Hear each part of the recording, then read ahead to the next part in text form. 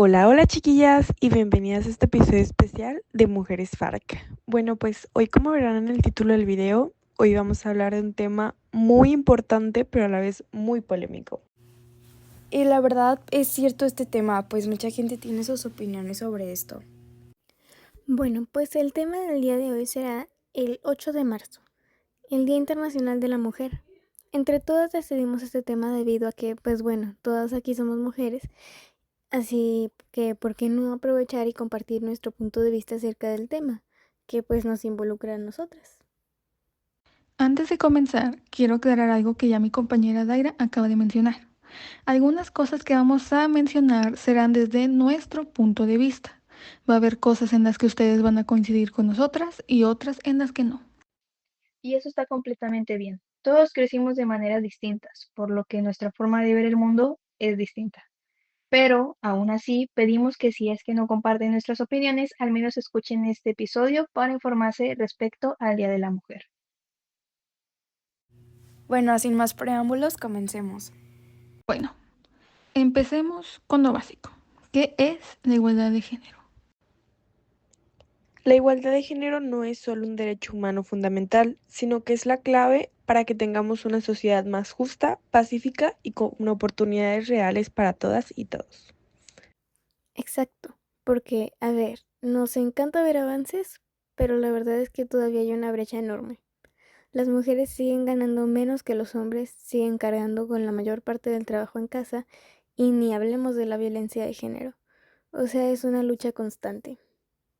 Sí, por ejemplo, si seguimos al ritmo actual, según datos de la ONU, tomaría 300 años acabar con el matrimonio infantil, 140 años para que tengamos la misma representación en puestos de liderazgo y 47 para que haya igualdad en los parlamentos. O sea, no es para nada pronto.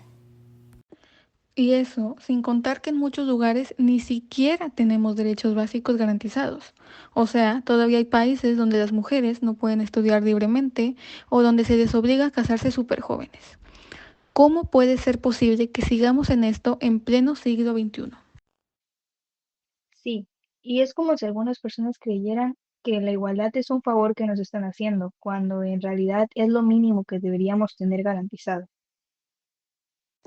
Bueno, ahora vámonos a lo que cruje chencha, el movimiento 8M. Pues porque bueno, este movimiento no nació de la nada.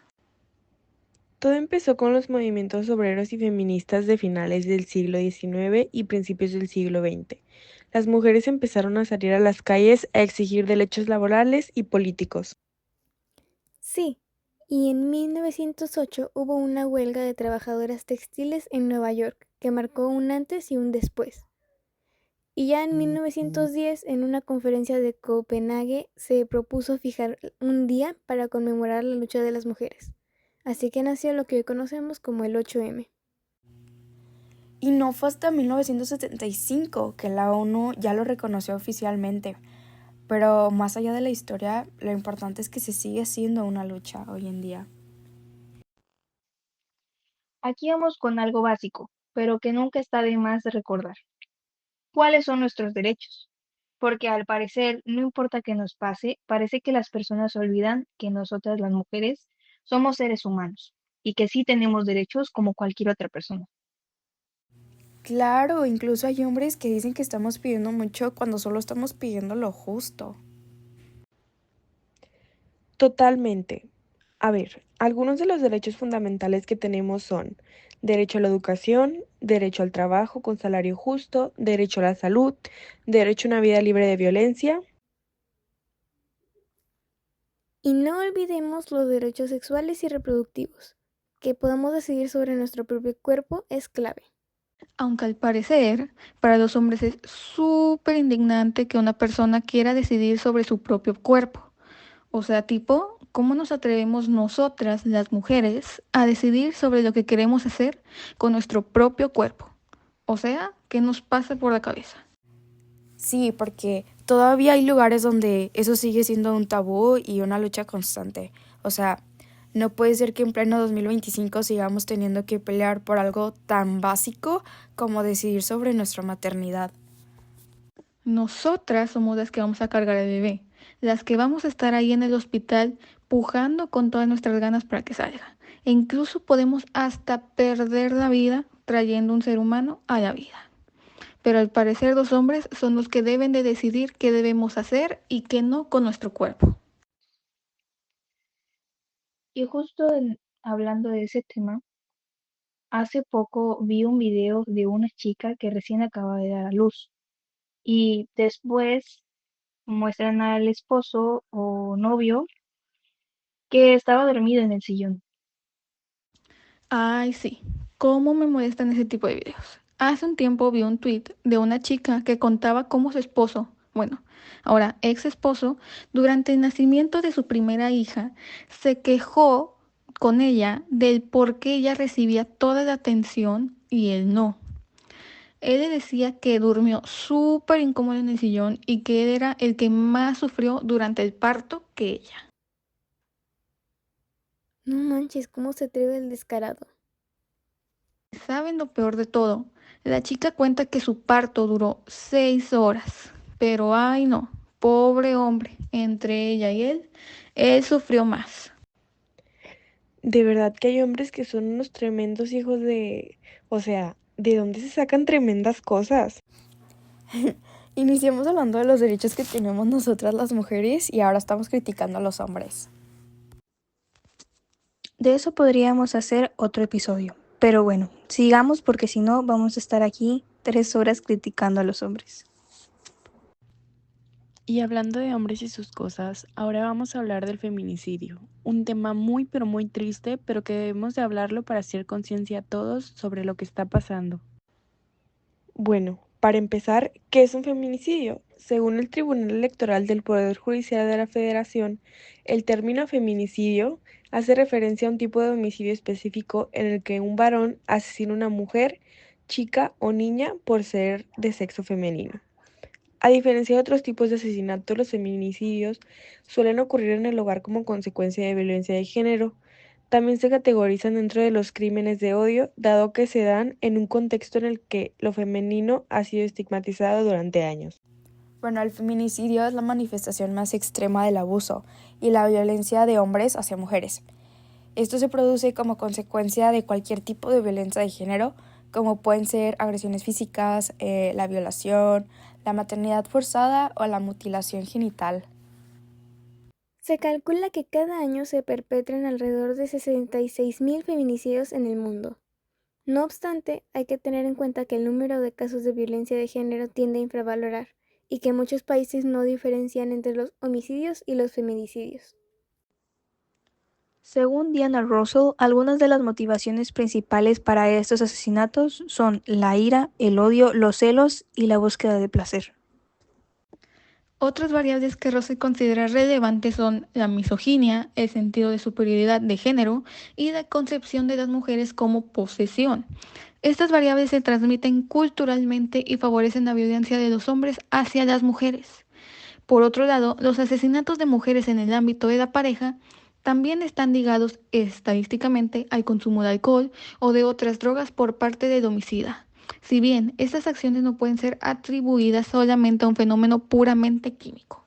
Por otro lado, los asesinatos de mujeres en el ámbito de la pareja también están ligados estadísticamente al consumo de alcohol o de otras drogas por parte del homicida. De todas formas, estas acciones no pueden ser atribuidas solamente a un fenómeno puramente bioquímico. Hay varios tipos de feminicidios. Primero tenemos al íntimo y familiar.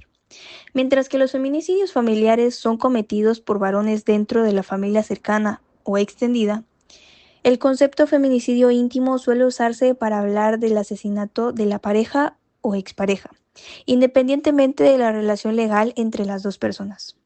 El feminicidio íntimo se relaciona con el consumo de alcohol y otras sustancias, y supone el 35% de todos los asesinatos de mujeres, y no solo los cometidos por hombres, lo cual lo hace el más frecuente de todos los tipos de feminicidios. El segundo tipo es el lesbicidio, el cual era el asesinato a mujeres como castigo por ser homosexuales. Por ejemplo, En la Francia del siglo XIII se aprobó una ley según la cual a las mujeres se les debía amputar una extremidad las 2 primeras veces que tuvieran sexo con mujeres, mientras que la tercera debían ser quemadas. Para seguir con el tercer tipo de feminicidio es el racial.